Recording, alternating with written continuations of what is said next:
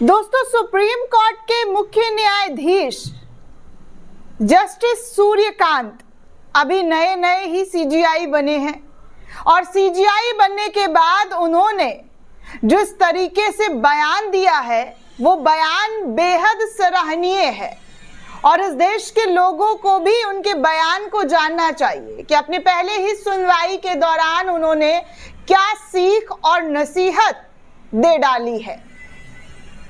मतलब उनका कार्यकाल जो है आने वाले दिनों में बेहद दिलचस्प रहने वाला है दोस्तों। ऐसा लोगों का अनुमान है, लोगों की प्रतिक्रिया है कि कैसे जस्टिस सूर्यकांत ने शपथ लेते ही पहले ही दिन 17 सुनवाई एक साथ कर डाली। जी हाँ, 17 सुनवाई जो है अपने पहले ही दिन कर दिया। इसको लेकर पहली बात तो लोगों का ध्यान आकर्षित हुआ कि देखिए सीजीआई अपने काम को लेकर बड़े ही निष्ठावान हैं, बहुत ही शिद्दत के साथ अपनी काम कर रहे हैं। क्योंकि अमूमन देखा जाता है कि भैया मतलब अभी शपथ लिए हैं, देखेंगे कल परसों करेंगे काम। सरकारी कर्मचारियों के बारे में अगर आप लिस्ट उठाकर देखेंगे तो कुछ ऐसा ही रिकॉर्ड रहा है। लेकिन हमारे नए वाले सीजीआई तो रिकॉर्ड तोड़ने पर लग गए हैं, क्योंकि इस बार उन्होंने ओबीसी कोटा पर सुनवाई करते हुए साफ तौर पर एक संदेश जो है समाज को दिया है। और वो समाज को संदेश क्या दिया है इस पूरी खबर में आपको बताऊंगी और आपको उनके पूरे बयान को भी पढ़कर सुनाऊंगी कि किस तरीके की बातें उन्होंने कही है। अपनी पहली सुनवाई के दौरान उनकी बातें क्यों आज वायरल होने लगी है। दरअसल दोस्तों, सुप्रीम कोर्ट के मुख्य न्यायाधीश जस्टिस सूर्यकांत ने मंगलवार को महाराष्ट्र के स्थानीय निकाय चुनावों में ओबीसी आरक्षण से जुड़े मामले की सुनवाई के दौरान साफ शब्दों में कहा है कि हम जो भी करें लेकिन समाज को जाति के आधार पर बांटना नहीं चाहिए। इस तरीके की बातें उन्होंने अपने पूरे बयान में कहा है कि समाज को जाति के आधार पर नहीं बांटना चाहिए। वही जाति दोस्तों जो हमेशा से बांटा गया है, एससी एसटी ओबीसी, उनको किस नजरों से देखा जाता रहा है, कैसे उनको मंदिर में चढ़ने नहीं दिया जाता है, घोड़ी चढ़ने नहीं दिया जाता है, ये किसी से छुपा नहीं है। लेकिन सीजीआई ने साफ शब्दों में कह दिया कि समाज को किसी भी जाति के आधार पर आप बांट नहीं सकते हैं और ना ही बांटना चाहिए। ये टिप्पणी उस वक्त आई है दोस्तों जब अलग अलग पक्षों ने चिंता जाहिर की है कि स्थानीय निकाय चुनावों में आरक्षण की 50% सीमा को सख्ती से लागू किया जाए तो अन्य पिछड़ा वर्ग यानी कि ओबीसी पूरी तरीके से प्रतिनिधित्व से बाहर हो जाएगा। सीनियर एडवोकेट इंदिरा जयसिंह ने रिवीजन का सपोर्ट करते हुए कहा क्योंकि महाराष्ट्र के कई इलाकों में आदिवासी आबादी काफी है, इसलिए अकेले एससी एसटी रिजर्वेशन उन इलाकों में 50% होगा और इसलिए ओबीसी रिजर्वेशन के लिए कोई जगह नहीं होगी। इस तरीके की चीजें जो है कोर्ट में उठाई गई थी।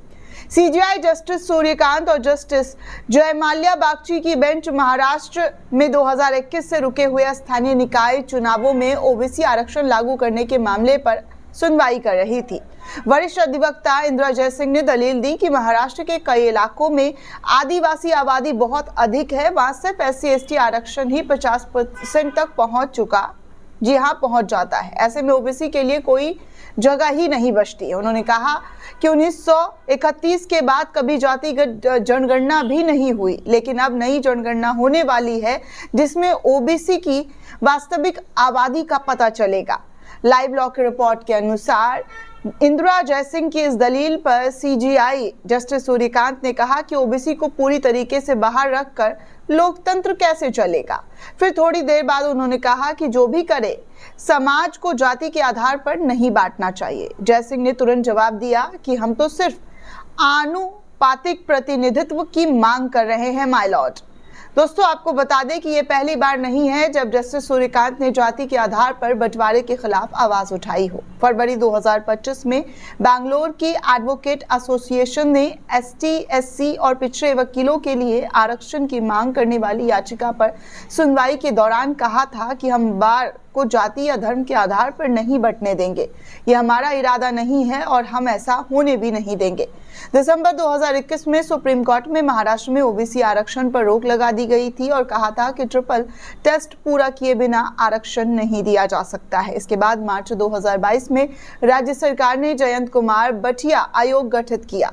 आयोग में जुलाई 2022 में रिपोर्ट सौंपी गई और मई 2025 में सुप्रीम कोर्ट ने आदेश दिया था कि 4 महीने के अंदर चुनाव कराया जाए और बटिया आयोग की रिपोर्ट से पहले वाली स्थिति के अनुसार ओबीसी को आरक्षण दिया जाए। पिछले हफ्ते कोर्ट ने साफ किया है उस आदेश का मतलब 50% तक सीमा को तोड़ना नहीं था। कोर्ट ने मौखिक रूप से कहा है कि आरक्षण 50% सीमा के अंदर ही रहना चाहिए। आज की सुनवाई में भी, यानी कि जो कल सुनवाई हुई थी दोस्तों, ये मुद्दा उठाया गया था कि अगर 50% की सख्त सीमा लागू की गई तो कई इलाकों में ओबीसी का प्रतिनिधित्व जो है वो शून्य हो जाएगा। मामले की अगली सुनवाई जल्द होने वाली है। कोर्ट ने सभी पक्षों से लिखित जवाब तलब दाखिल करने को कहा है। साथ ही ये भी साफ किया है कि 50% की संवैधानिक सीमा को पार नहीं किया जा सकता है, लेकिन ओबीसी को पूरी तरीके से बाहर भी नहीं किया जा सकता है। तो इस तरीके की बातें जो है जस्टिस सूर्यकांत के जरिए कही गई है, जिसकी चर्चा अब चारों तरफ हो रही है। आने वाले समय में किस तरीके का फैसला ओबीसी प्रतिनिधित्व को लेकर, ओबीसी कोटा को लेकर जस्टिस सूर्यकांत के जरिए दिया जाएगा, ये देखना भी बेहद दिलचस्प रहने वाला है, क्योंकि ओबीसी आरक्षण को लेकर लगातार ये सवाल कोर्ट के अंदर भी उठाया जाता रहा है दोस्तों, जहां पर ये मांग की गई है कि ओबीसी को आरक्षण मिलना चाहिए। जहां पर उनको पीछे धकेला जा रहा है वहां पर उनका प्रतिनिधित्व होना चाहिए, जिसमें समाज में उनकी भी हिस्सेदारी हो। तो ऐसे में जो पहली बयान और पहली टिप्पणी है वो बेहद दिलचस्प रही है। आगे इस पूरे फैसले को किस तरीके से लिया जाता है ये देखने वाली बात होगी। तब तक के लिए दोस्तों चैनल के साथ बने रहें, वीडियो को ज़्यादा से ज़्यादा लोगों तक शेयर करें।